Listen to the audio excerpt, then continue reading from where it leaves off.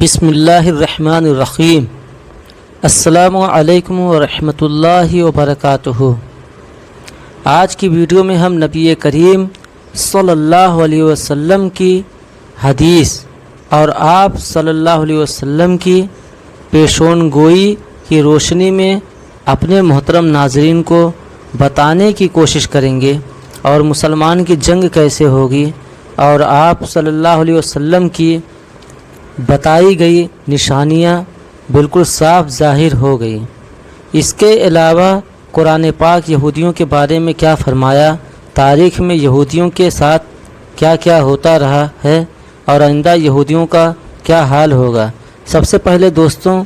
Channel کو subscribe کر لیجئے اور بیل آئیکن کو بھی دبا دیجئے تاکہ جب بھی کوئی اس طرح کی ویڈیو اپلوڈ کروں تو آپ تک پہنچ جائے۔ ویڈیو پسند آتا ہے تو اسے لائک بھی کر دیجئے اور کمنٹ کر کے بتائیے آپ لوگوں کو کہ ہمارا ویڈیو کیسا لگ رہا ہے۔ آپ لوگوں کو دوستو ویڈیو کو شروع کرتے ہیں۔ محترم ناظرین، یہودیوں سے مسلمانوں کو ڈرنے کی ضرورت نہیں ہے، کیونکہ یہودی کی ذلت اور رسوائی اللہ تعالیٰ نے مقدر کی ہوئی ہے اور اللہ کے پیارے حبیب صلی اللہ علیہ وسلم نے پیشگوئی فرمائی ہوئی ہے کہ یہودی مسلمانوں کے ہاتھوں قتل ہوں گے۔ نبی کریم صلی اللہ علیہ وسلم کی پیشگوئیاں کیا ہے؟ محترم ناظرین، موجودہ زمانے میں اگر دنیا کے کسی خطے میں کفار کی مدد سے یہودی سلطنت وجود میں آئی ہے تو اس حکومت کا قائم ہونا قرآن کریم یا اسلام کی صداقت کے خلاف نہیں، بلکہ قرآن کریم کی صداقت کی بڑی صاف اور واضح دلیل ہے، کیونکہ مصداق صدیوں سے ذلیل و خوار یہودیوں کی دنیاوی عزت تو مل گئی ہے، یہودیوں پر اس طرح ذلت لازم کر دی گئی ہے کہ وہ ہر جگہ ذلیل و خوار ہیں اور اپنے زور باجو سے انہیں کہیں پر بھی غلبہ حاصل نہیں ہے، سوائے اس کے کہ کہیں مسلمان نے ان کو امان دے دیا اور کہیں غیر مسلم نے ان کو گرتی ہوئی دیوار کو سہارا دے دیا۔ اس زمانے میں انگلینڈ، امریکہ اور روس نے اس طرح سے فلسطین میں اسرائیل کے نام سے ایک یہودی ریاست قائم کرتی ہے اور آج کل امریکہ ان کا دوست بنا ہے۔ یہودی صرف اپنی طاقت کی بنیاد پر کہیں حکومت قائم نہیں کر سکے، ان کا ایٹمی قوت بننا بھی امریکی مدد کی وجہ سے ہے۔ اس کے بعد اللہ تعالیٰ نے بیان فرمایا کہ یہ ذلت عذاب الہی اور مسکینی مسلط کیے جانے کے مستحق اس لیے ہوئے کہ اللہ تعالیٰ کی آیتوں کا انکار کرتے ہیں اور انبیاء علیہ السلام کو ناحق قتل کرتے رہے تھے، اور اللہ کی آیتوں کا انکار اور انبیاء علیہ السلام کا قتل یہ اس لیے کرتے تھے کہ یہ ہمیشہ سے اللہ تعالیٰ کی نافرمانی اور اللہ تعالیٰ کے حدود سے تجاوز کرتے رہے۔ اگر غور کیا جائے تو اس آیت سے مسلمانوں کو یہ اطمینان دلایا گیا ہے کہ جن لوگوں پر ہر جگہ خدا کی مار اور لعنت پڑ رہی ہے وہ تمہارا کیا بگاڑ سکیں گے، اور جو لوگ غیروں کے سہارے کے بغیر اپنی حکومت قائم نہیں کر سکتے وہ تمہارے حکومت کو کیا نقصان پہنچا سکتے ہیں۔ لیکن یہ بات بھی یاد رہے کہ مسلمانوں کے لیے اطمینان اور تسلی اور یہودیوں پر غلبہ کی بشارت صرف اس وقت تک ہے جب تک وہ اللہ تعالیٰ اور اس کے رسول صلی اللہ علیہ وسلم کی کتاب پر اطاعت گزار رہے ہیں، اور جب مسلمان اجتماعی طور پر دین پر عمل کرنا چھوڑ دیں، جیسا کہ آج کے دور میں مسلمان پوری طرح سے اللہ اور اس کے رسول کی بتائے ہوئے راستے سے بھٹک گئے ہیں اور مسلمان شریعت کو چھوڑ کر دوسرے راستے کی طرف چل پڑے ہیں، اللہ اور اس کے رسول کے احکامات پر عمل کرنا چھوڑ دیے، اور جب مسلمان اللہ اور اس کے رسول کے بتائے ہوئے راستے کو چھوڑ دیں گے تو شکست نہیں اور کیا ہوگی۔ دوستوں، اب آگے میں اس ویڈیو میں آپ لوگوں کو بتاؤں گا کہ اسرائیل کا دعویٰ ہے کہ وہ 2024 تک مسجد اقصیٰ کو شہید کر دیں گے، اور حدیث کے مطابق جب یہودی مسجد اقصیٰ کو شہید کریں گے تو ایران سے ایک کالے جھنڈے والا لشکر امام مہدی علیہ السلام کے ساتھ فلسطین جائے گا، اور اس کے بعد کیا ہوگا سب اس ویڈیو میں بتاؤں گا، لیکن ویڈیو کو پورا دیکھیے اور دھیان سے دیکھیے دوستوں، اور چینل کو ابھی تک سبسکرائب نہیں کیے ہیں تو سبسکرائب کر دیجئے۔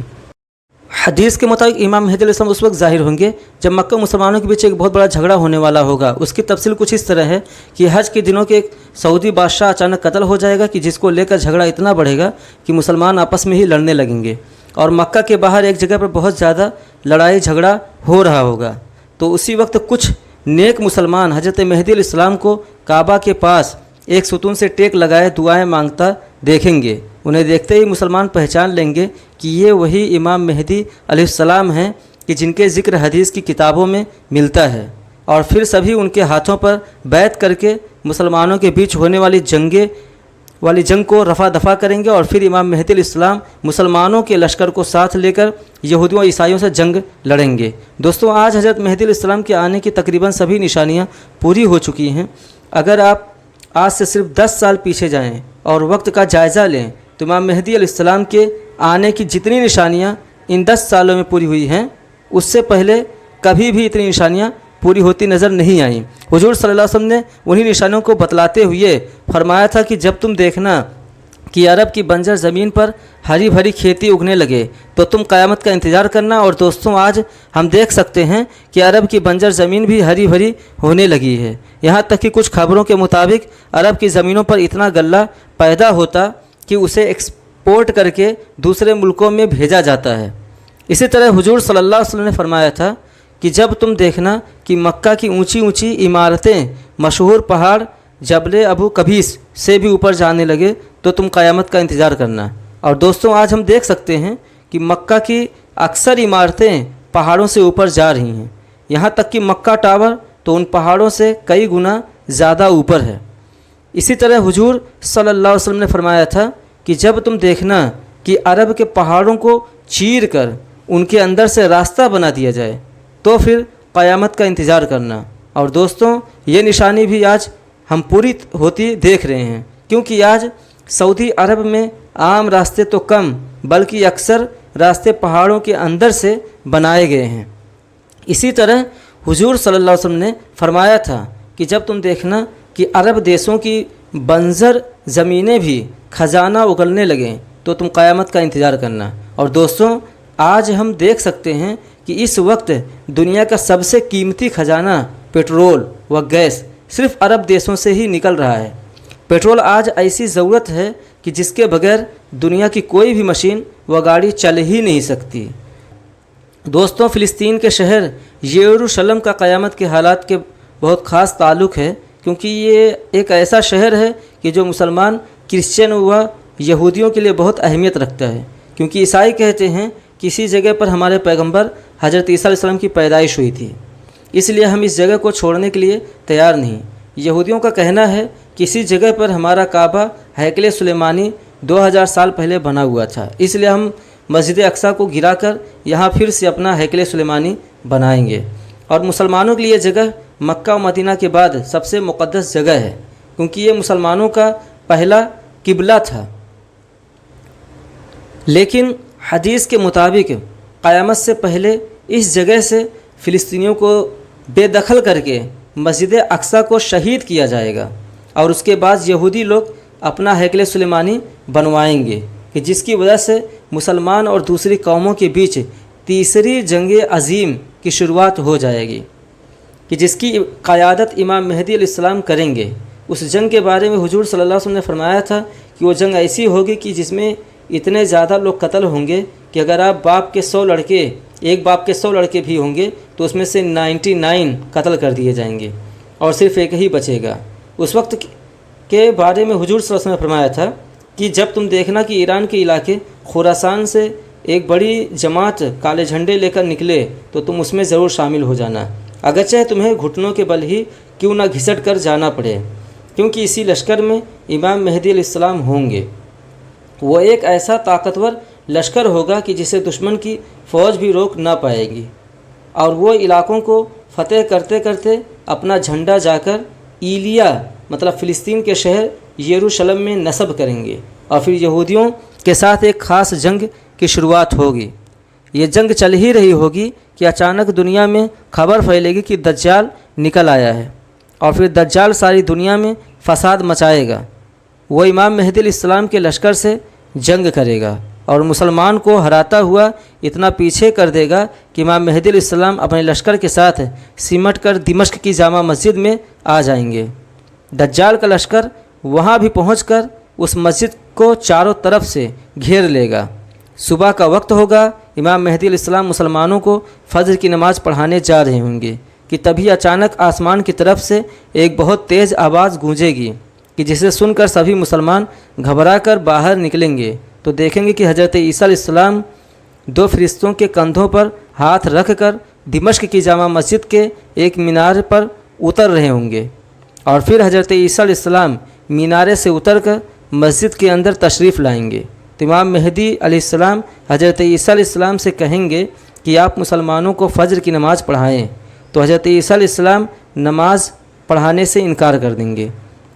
تو پھر امام مہدی علیہ السلام ہی آگے بڑھ کر سبھی مسلمانوں کو فجر کی نماز پڑھائیں گے، اور پھر فجر کی نماز کے بعد حضرت عیسیٰ علیہ السلام کی نگرانی میں مسلمانوں کا لشکر تیار کیا جائے گا، اور پھر مسجد سے باہر نکل کر دجال کے لشکر کے ساتھ ایک جنگ ہوگی۔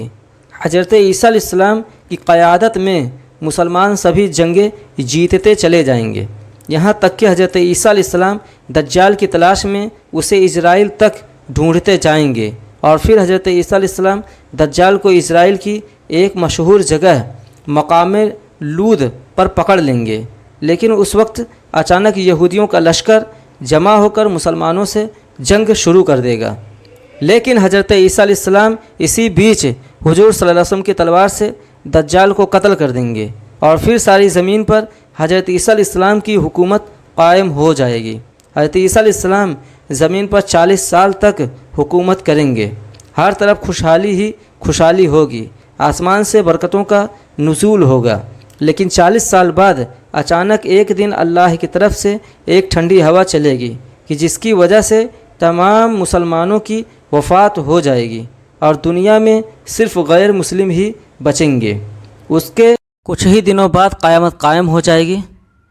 اللہ تعالی ہمیں دجال کے فتنوں سے محفوظ عطا فرمائے، اور اللہ اس کے پیارے رسول صلی اللہ علیہ وسلم کے طریقے پہ چلنے کی توفیق عطا فرمائے۔ آمین۔ خدا حافظ۔